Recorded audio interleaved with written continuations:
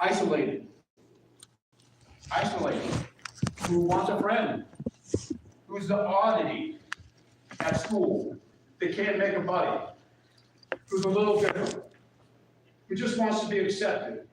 This is painful stuff. This is dirty work too. This is not feel-good work. This is hard stuff. And it takes hard people that love the Lord to get involved. It's the most common trafficking in the U.S. is sex trafficking. It's rampant. Vermont's hidden crisis, we'll talk about some numbers here in Vermont. The human trafficking hotline received 559 signals in its inception and identified 107 cases of human trafficking in Vermont. That's not the number we want to concentrate on. 2023 and 24, Department of Children and Families, DCF, and Family Service Division accepted and investigated 63 new reports of child sex trafficking, with approximately 77% of those being children, and of those being female. Human trafficking is considered one of the most dangerous aspects of the opioid trade in Vermont. So what we see is heroin drives the world at large for addiction and drugs right now on the street, has for years. My daughter, unfortunately left us 11 years ago at the height of the heroin peak in Michigan. No state is free of that, by the way. If you go to White River Junction, to the Haven, if you know what I'm talking about, it's where the homeless shelter is, you can buy it from anybody in there, any dealer in there, as long as you know who to talk to. I spent 3 days in the Haven this month trying to figure out my way around who to talk to, who not to talk to. I could have bought anything I wanted. Heroin was the major source of drugs. And I could have bought any person I wanted. Trafficking.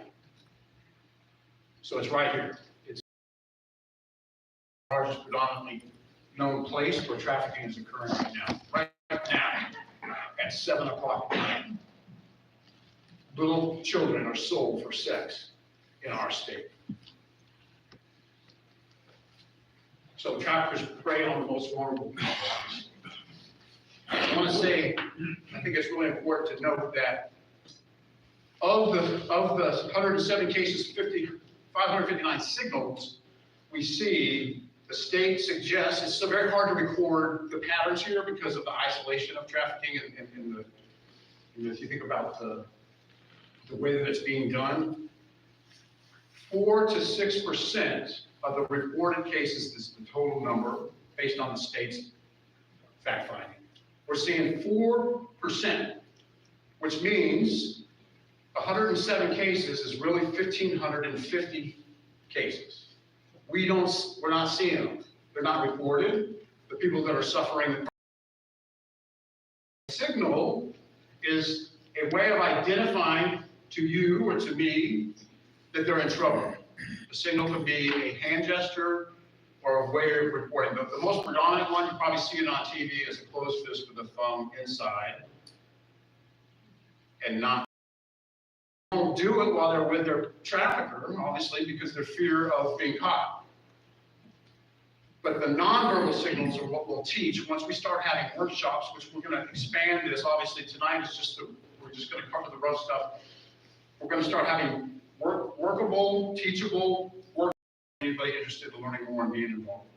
And it'll get into the deep stuff. We're ready to go. But the signal is it. The signal can be a majority of things, and we have some handouts tonight that you'll see that. And what do you do about it? We won't get into all that tonight, but you report it. But when you see the signal, that's an obvious call for help. But you're not going to get a verbal cue for someone that comes up to you and says, hey, help me, I'm in trouble. Because their life is on the line. They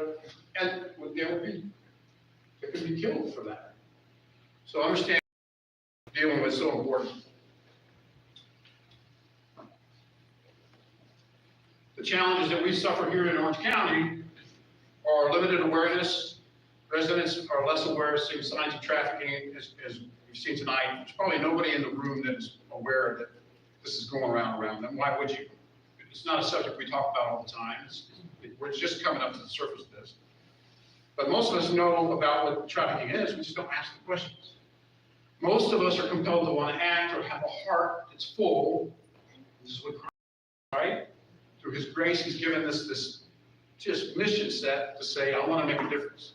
But we don't know how to make a difference until now. It's not that we've created it. It's been around for a while. We're going to act on it. Resource constraints, fewer specialized services here for victims. Obviously, there are tons of resources here. They're just not as many as you would go to a place like Boston in Massachusetts. Human trafficking issues right now in the country because of the port. They're sending them all down to Boston, they're getting them on ships, and they're sending them out of here. There was a container full, me and my wife were looking at some of the news. There's some deep, dark web stuff that obviously that we have to be able to get onto to see what's going on. There was a container full of 103 kids found in San Diego port not 2 months ago, and they wouldn't let them open it. Kids yelling, crying, trying to get out. And the Port Authority would not let them in because they were part of the problem. This is happening in Boston. So all the authorities had to be called in. They had to force them in. And that's not our job. That's not what we're here for. We're not going to be kicking down doors. You're not going to be kicking down doors and doing that kind of work and rescuing people. Our job is to provide a pathway for help and resources. And isolation, geographic isolation, because of where we are. I mean, think about where you live. I can take someone and hide them in the mountains of Vermont, and you would never know I was there. I can leave you there for years. I can leave too. All I got to do is feed you enough food and bring the right customers in, collect the money, and you think that that's, I'm not saying you, but we think that doesn't happen, and it's happening. So be aware of that. And then why are we here, though, for the Catholic, the Lenten call to this? I want to just bring some awareness. And I'm not anybody. I'm not the Catholic's been a Catholic for 30 years of my life. But this is the call for all of us. This is the time where Lent is so important. This is probably the most special and intense time for our prayer lives, our reflection, and our call to action. As Christ suffers, the victim suffers, and as the victim suffers, think about it. As the little girl suffers these pains, or the little boy, or the adult female, Christ suffers with them. It is our call. Matthew says in 25:40, what was Christ's message? Whatever you did for the least of these brothers and sisters of mine, you do for me. This is not a metaphor for action. Every time this happens, the victim, the nameless, the one that can't act, that's scared, is to act on that suffering and do something about it. But what can we do about it? Again, two scriptures that I thought would be great to just talk to, and was Isaiah 1:17, learn to do good, seek justice, correct oppression, and bring justice to the fatherless, and plead the widow's case. So this calls us to be proactive in seeking justice and helping those who can't help themselves. Proverbs 31:8 and 9, I actually got that from Father some time ago. We talked about this. Speak up for those who cannot speak for themselves. That's why I'm here, to speak for those who can't speak for themselves. And that's why you're here. You didn't come here just to hear someone speak. Your heart told you to come here because you want to be involved.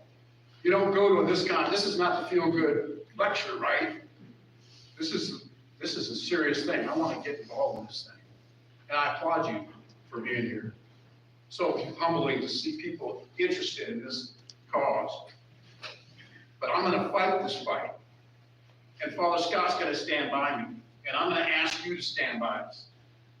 And that doesn't mean you have to give anything except time. Somebody wants work money or volunteer work. We're going to get into that as well. But those verses call us to act. So we're not helpless in the face of this evil. Pope Francis called human trafficking an open wound on the body of contemporary society, a scourge upon the body of Christ. And here at Our Lady of the Valley and St. John's Evangelist, we are called to act. This is what we've called Our Lady's Haven, the nonprofit anti-human trafficking program for the church. This has been approved by Bishop Dermot. We're moving forward on this. We've got so much work to do, and we've accomplished a great deal already. The current state, as we're acting and connecting with law enforcement, I've spoken with every state agency possible. I've spoken with over 108 agencies around the state, federally.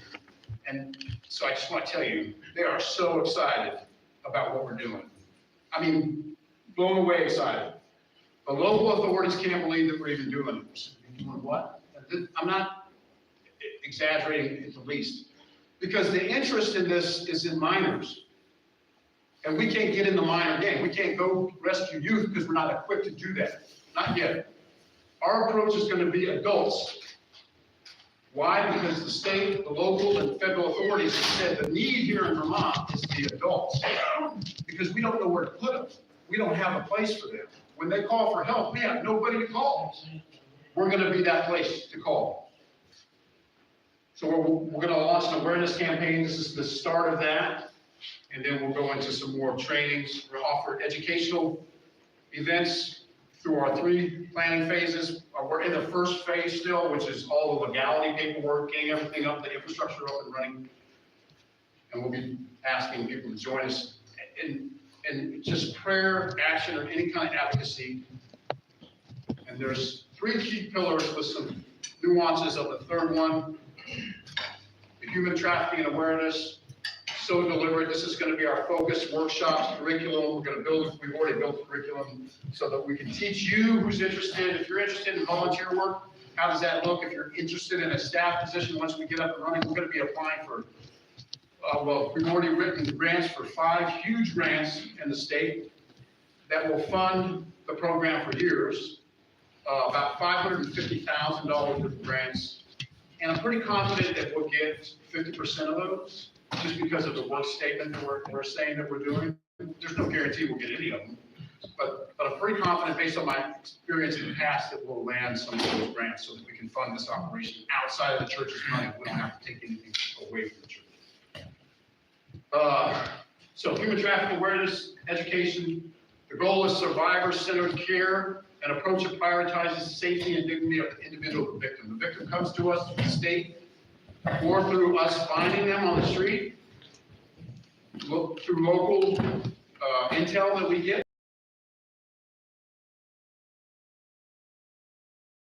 Work to get that up and running will be the rectory in Bethel. We create that as a temporary shelter so that we can give some services in the safe house environment. And those services will include spiritual focused healing and care. The Catholic response, obviously, will have a full-time chaplain and he's standing in the back room.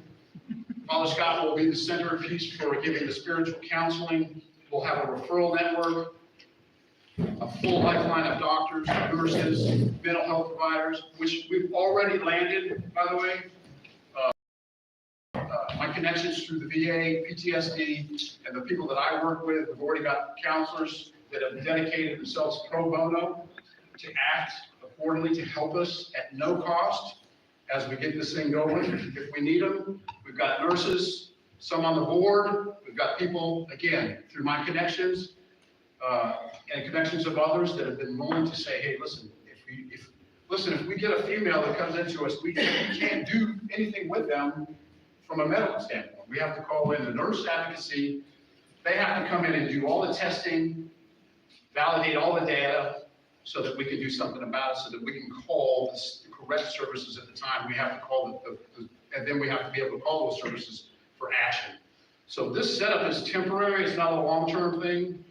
The goal is to build this throughout the state so that we have different living quarters for this, both environments of temporary care and then a long-term care for referrals, job placements, education, GED, whatever that would take. This is a huge picture, by the way. This is not a small task. And Reintegration support is going to be huge. We need counselors for that. We need educators that can come in, social workers. Again, we've got a pool of people that have offered their services. We've had about 32 professional licensed folks in the medical, mental health, and nursing and social services that have said, I will come work for you for free for up to a certain amount of time, and then obviously I'm going to charge you normally.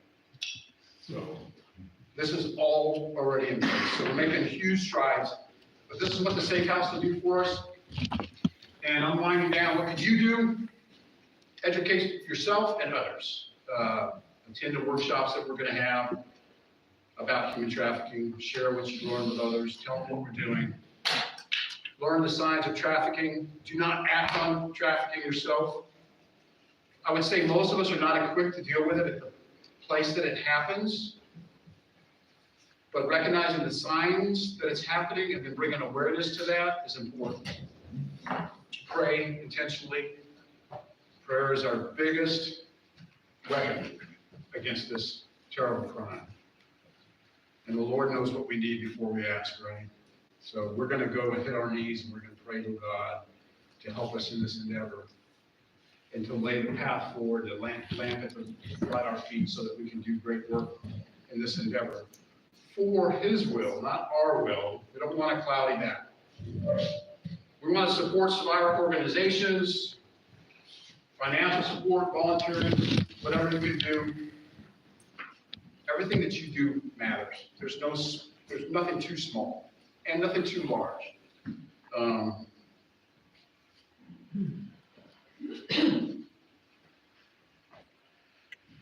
I just want to say,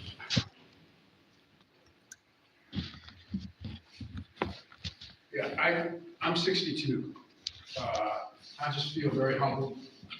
I'm very proud to be part of this organization, this church. I've never seen anything like it. I told Father Scott, and I expressed this to Deacon Chris, that I walked into this church for the first time, and everything that I saw from the time it started to the time that it ended was about Jesus. And I've never seen that ever in a Protestant church. And I left the church because of that and the Eucharist.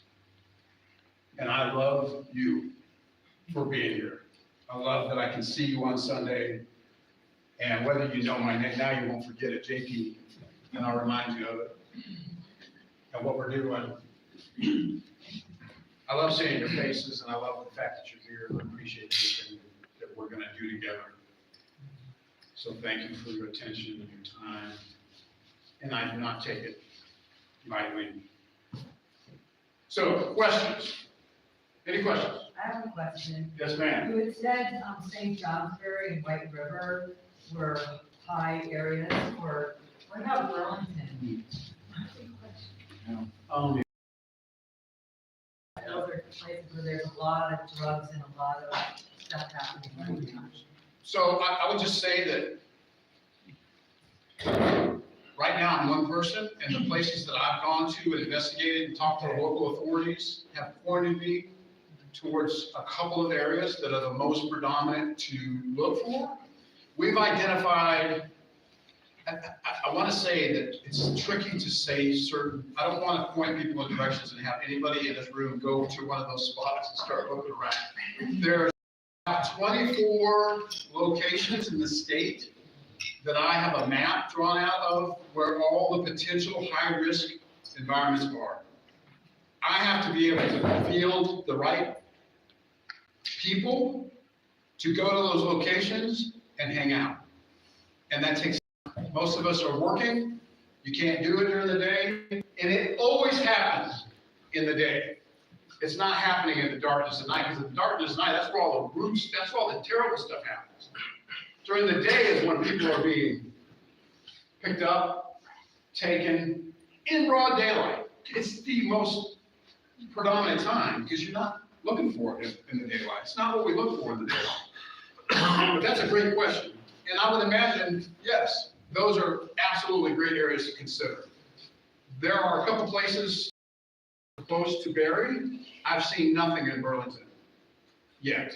but I don't know if that doesn't exist. Yes, sir. Can I share a story about Burlington? You can. What's up, everybody? I'm new. I come here once a year for the spring, but I've been traveling since I was 14. I've been going around the country for like 10 years. I have tons of stories. Burlington is where all the runaways of Vermont end up. Every runaway I've ever met, within the first month, they're sexually abused. A lot of the people that you see that you give money to on Church Street wait for the runaways, pretend to be like a savior to help them out. They bring them to the trap house, fill them full of drugs, and then they all take turns and then dump them at the hospital. It's happening just on Church Street. Like if you see a kid sit down next to one of those homeless guys at Church Street, I'm not saying they're all bad, but it's one of the big things. They're just collecting assets. So of course, when a young kid comes in, that's a lot of money for them. That's a business opportunity for them. Also in Brattleboro, they're getting tons of stuff. It's just normal in the cities. Like it's normal in the cities to make money. It's just like busking. It's just like panhandling. So when we get this influx of people from the cities, this mass exodus is going to come through Vermont. It's going to be huge. It's already huge, yeah. but those are great. That's a great fact finding. So we're only at the embassy. We're very shallow in resources right now, and I can tell you that we've got to expand and we've got to get to these places that you're talking about. I haven't been to Burlington in 3 years, and I imagine there's Bennington, Brattleboro, the major cities, the major players, obviously. But I've seen this that you're talking about. I'm sorry, what's your name, sir? My name's Casey O'Brien. Thank you, Casey. Good to meet you. Thank you. My experience so far has been White River because of the Haven. I spent a lot of time there as a vet. I'm there all the time. And that's kind of where I've got my foothold so that I can gain experience. I'm not a specialist. I'm not a subject matter expert at this by any means. Some of this I've done, the trafficking side of it, and actually identifying people that are doing the trafficking. I've had conversations with 2 pimps down there. We have to be vigilant about what's going on. We also have to take a strategy about this. I've had very open discussions with a couple of people that are not doing good things. But I can't report them to the law enforcement and then yield nothing. I can't prove anything. And I just want to say, there's a caveat to this. Whether you agree or don't agree, I'm going to say this. I have to be great at loving the victim. I do. The person that's being persecuted, sold. But I have to be great at loving the perpetrator. I have to be great at loving both of them. If I'm not going to gain any respect. I'm not going to gain any trust. And I'm not going to find the people I need to find. And that's what Christ called me to. Love, not hate. I'm not there to do battle with them. I will. And anybody that knows me knows that's true. If I have to go in and get somebody, I will. But my goal is to make that person trust me and have friends and say, hey, listen, the law enforcement has taken a very strict practice and said, listen, if you go in there and be friendly with the pimp, and tell them, here's what I'll do for you. I won't report you, but when you have somebody that you can't do anything with, call me, and I'll come get them when they're too sick or they're hurt. They said, if you do that, you'll get them in groves, and you'll rescue them all. It's not my work to do that. I'm going to be part of that, but that's the Lord's call. But you go in there with the cops and the law enforcement, kick you down doors, and they will scatter in the weeds. And you won't see them, you won't find them. So it's going to be a very strategic response. I don't know exactly how we're going to go about that yet. I'm not down that road yet, but I'm going. Any other questions? That was great questions. Is there a list of the scumbags that are being watched? Yes. Okay. Not by me. I don't know about the authorities. There's obviously a list of things that happen in our state, across the state border of New Hampshire, that are part of the human trafficking awareness group that operates in New England. They are aware of hundreds of potential traffickers. What happened to your daughter's boyfriend? Nothing. That's a story for another day. There's nothing. They came to the funeral and cried. won't go down that road, but thanks for asking. Great question. Sir, What is the definition of safe house? I would say the definition for me as a safe house is a place where a victim can safely seek temporary shelter from the victim or the pimp or the person persecuting them so that they can get medical help, financial help, educational help, readjustment services, resources, all of the above, so that we can place them in society and then call the correct law enforcement agencies to get involved in their lives, which they will do, but they have to have a place to call home to get away from that. Yes. And how you going to accomplish to be safe for the victim? So with the 3-phase project that has 45 documents in it, I'm not at liberty right now to just give those out. There's so much work involved in that. We have a full plan in place for safety. One of the things that we have to do is make sure nobody knows where they're at. So if we go rescue somebody, or if the state sends us somebody, a victim, they're not going to ask me where you're going to put them. None of your business. We have to guarantee their privacy and safety, and that's what we do. And that's what the state wants us to do. We don't want to know where they're at. You just keep them safe. Because if the pimp knows, or if the person persecuting them knows, they're coming for them. There's no safe house. There is a safe house. As long as they don't know where it is, there's a safe house.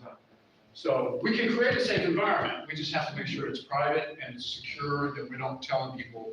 That's why it's not behoove us to go out here and say, here's what we're doing and here's where the safe house is going to be. We don't want it.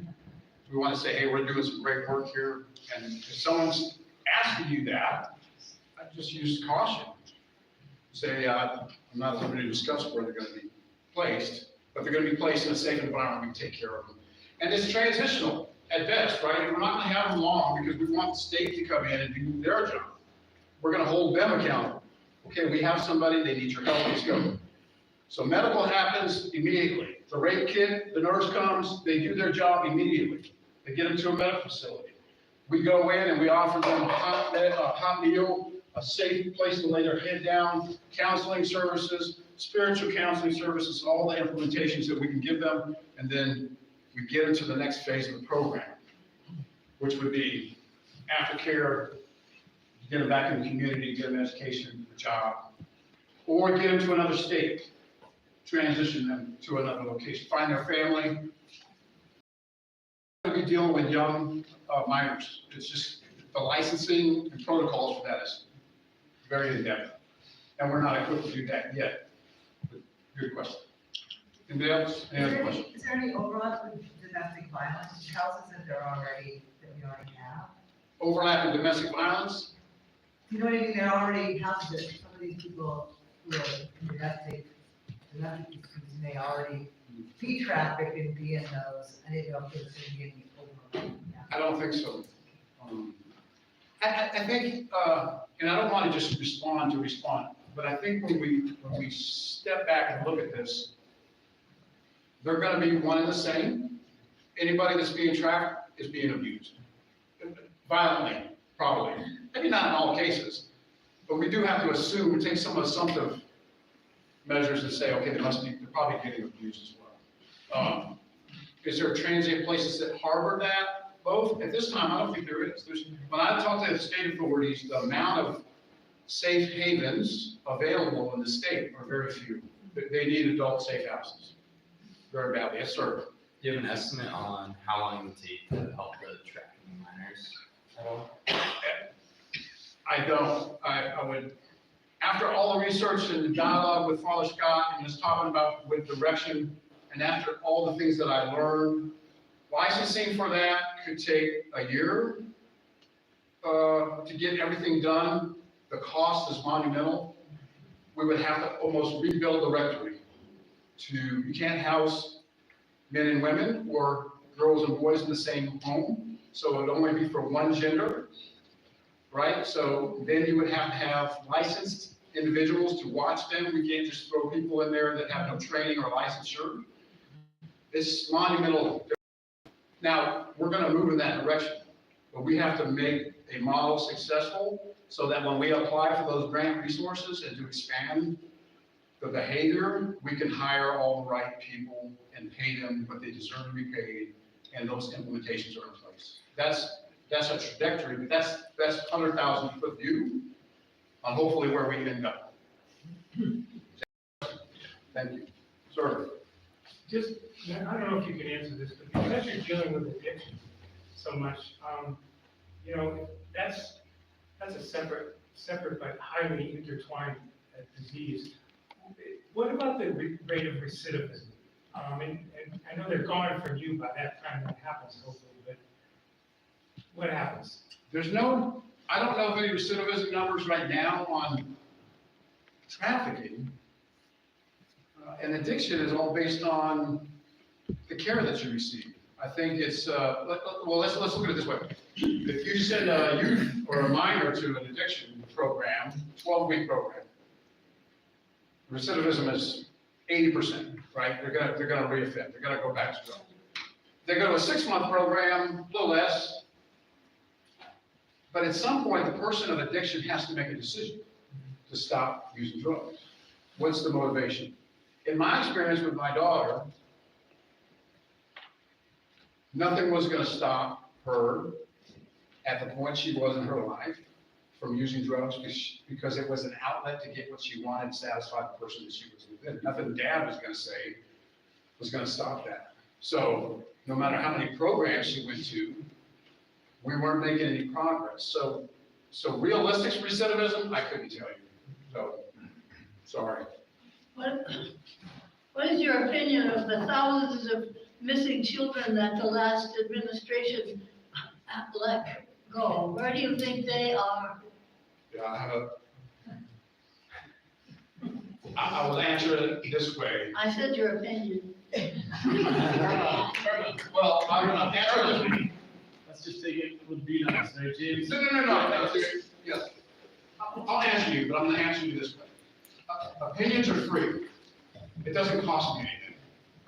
I can give you my opinion about anything, but there's no price to pay for my opinion. If you said that same question, JP, I want your opinion on this, but it's going to cost you $100. I'm not saying no. I don't know. I don't have an opinion about what the last administration did because it doesn't matter to me. What I do know is that this administration currently, and this is not my opinion, based on what I see moving forward, has a much more aggressive approach to this topic. Black and white. They've made it clear that they're going to find and put away the people responsible for this heinous activity. And I'm all about that. Thank you, Bill. Yes, ma'am. This might sound selfish, but the thought came to me that if we, as your program goes on and the advertising goes out, is there fear that something might happen to the people who would be mentioned in the articles who are trying to do the right thing? Or would something happen perhaps, dear God, no, but to our churches because of people doing things because they don't like Catholics? What a great question. They,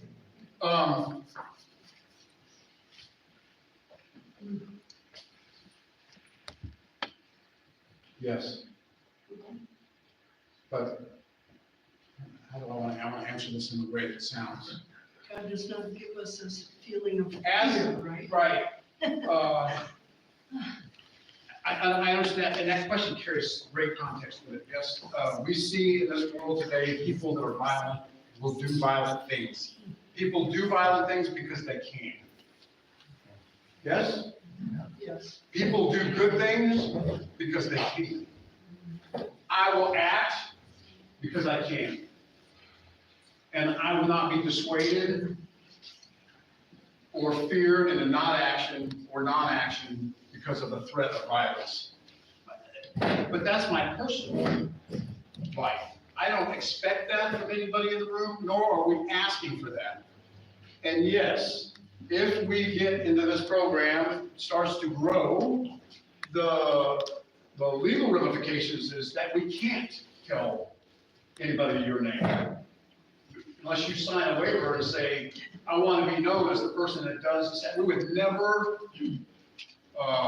give away your information as a person who's involved in this program. The only two names that I know that will be mentioned in any type of press release will be Father Scott's and myself. I'm the executive director of the program. And if you're a paid staff member, I can't release your name under garnishment and Privacy Act, right? That's HIPAA stuff. If you're not familiar with HIPAA laws, I can't give away your information, nor would I do that. Now, the church is Bishop McDermott is very serious about this and said, hey, we're going to give you all resources except money that we can. We got no money for you. But you have our full backing, but do the right thing. Our job is to do the right thing. What do we want to change? I think that's fundamental to this. What do we want to change in the society's view of the Catholic Church? What do they see us as? Predominantly, most of the world that's not Catholic sees us as what? Pedophiles, child molesters.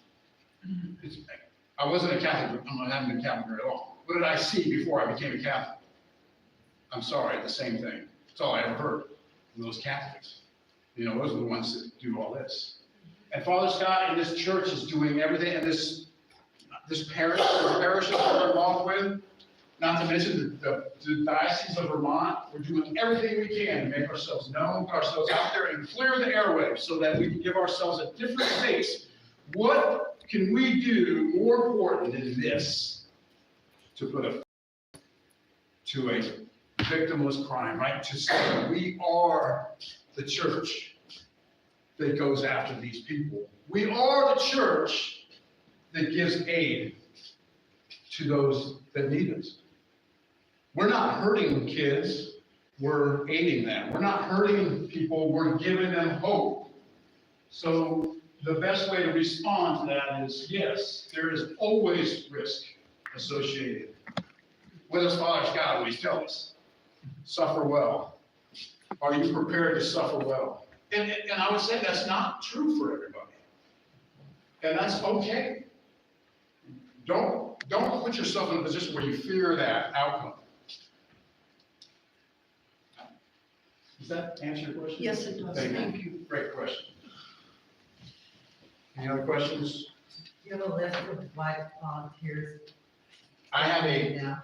have a board up here, a sign-up board, and a different list of occupations or duties or things that you could volunteer for, and I would just ask you to come up, put your name and what you'd like to be involved with. I think for me, just being here is so much to me, right? It's just taking your time. When you take your time, time's never free, right? It's time. I'm very thankful for that. So if that's what you contribute, is a voice to tell people that this is what I heard, wow, look at what we're doing as a church, that is enough. But if you're willing to go to the next step and say, I want to volunteer, then there's a sign-up sheet right here will allow you to do that. And your name will not be released after that. We're going to keep this with us, and then at some point, way in the future, because we're just getting started. Father Scott said, make sure I say this. We're not ready for this, but we need it. We need volunteers on what you're willing to do, what you can give, prayer, finances, or time. It's all going to be, or if you have a professional occupation, you'd be willing to give some of your occupational resources. We'll take it. So that'll be up here. I also have 2 handouts out here that you can come get statistics on what we talked about tonight, and then some other great statistics on what do I do if I see. It's not all inclusive, by the way, it just gives you some highlights. What do I do when I see this? Well, you call for help, you call authorities. 911. It's the magic number, right? Oh, they'll come? Yeah, they'll come. I just saw somebody give me a signal for human trafficking in Walmart. 911. We'll have somebody out there follow them from a distance or keep an eye on them, be right there. I guarantee it. It's a big deal in the state. Law enforcement's not sitting idle. It's not at all the case. People think, well, it's not good. It's not the case. It's not being reported. That's the problem. We're not reporting it. We're not seeing it. We're not watching for it. If you don't watch for it, will you see it? Never. It could be done right in front of you. The case files in the dark web are scary on how many people in church have given that sign. In church. To their pastor. To their best friend. I'm not talking about this church. I'm talking about in a church. Could be any church. Where they're there to worship our Lord and Savior, Jesus Christ, and then give that sign to somebody. And the person next to them, hey, high five. They don't know, they have no idea what that means. And they can't verbalize it. So I hate to say that it happens in church, but it does. Great question. Any more questions? Ones? Yes, ma'am. Not a question, I just wanted to say that Our Ladies Prayer Squad will definitely be praying for you guys every single Saturday. Thank you. That means the world to us. So lastly, if that's all the questions, again, please take the handouts. Mine over time a little bit. My wife would say, don't get them going. She couldn't come. She can't watch me speak. She started crying all the time. I said, well, just watch it on Facebook. Leave me alone. In the back room crying. So this hits our family very hard, this topic. I want to thank you for coming. I just, the bottom of my heart, I feel compelled that this is the call that we've been called to, that I specifically have been called to, and that Father Scott has asked me to lead this charge. I'm by no way the subject matter expert here or know everything. I've got mountains and mountains of data to get through. I still have to learn so much. I've written about 3/4 of the documents, about 45 documents that we're going to need to get this thing up and running. If you have any expertise that you feel could help me do that, call me. My number's going to be on the handout. It's my cell phone. Call me. We'll have lunch, coffee, or a phone conversation. I'm pretty flexible. Thank you from the bottom of my heart. I love being part of this parish and this church. Thank you so much.